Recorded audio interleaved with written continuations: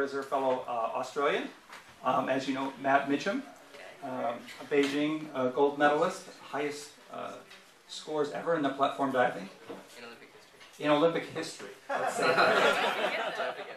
I mean, obviously I had difficulties when I was a younger athlete, when I was in my early teens, and I was struggling with my sexuality and my identity and trying to figure out who I was, and I wasn't totally open and honest about who I was to myself and to other people, and that's when I was targeted by other athletes, my peers, because they saw it as a weakness. And so I took the opportunity when I changed my environment. When I was 18 years of age, I moved cities. Like, I retired from sport for a year, I moved cities, and when I did start up again, I took that opportunity to be absolutely honest about myself and to give myself up on a silver plate to everybody, for everybody to see, about my sexuality, about my personality, about everything.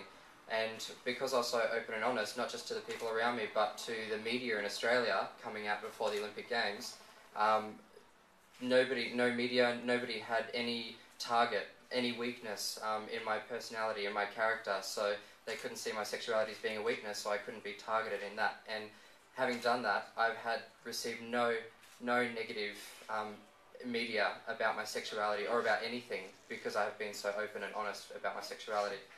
Unfortunately, it's not the same with a lot of athletes who choose to stay in the closet for their own reasons, whether it's their family, whether it's the law in their country. But I feel extremely fortunate that my country, my family, my friends have allowed me to come out in this way and to be totally supported.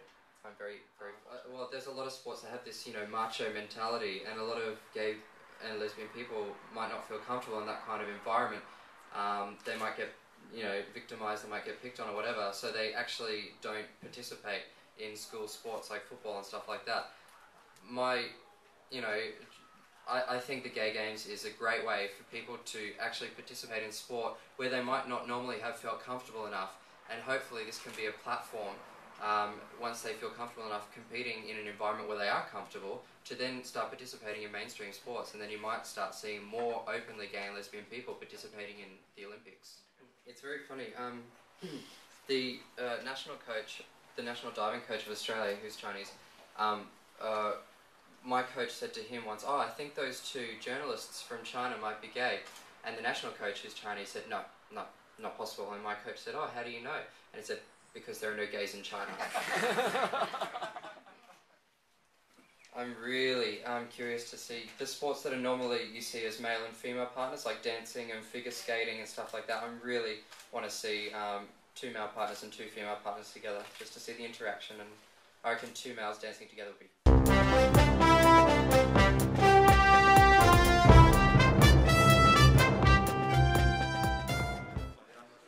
Locker erstmal geschoben, dann schaffst du. Du musst das machen.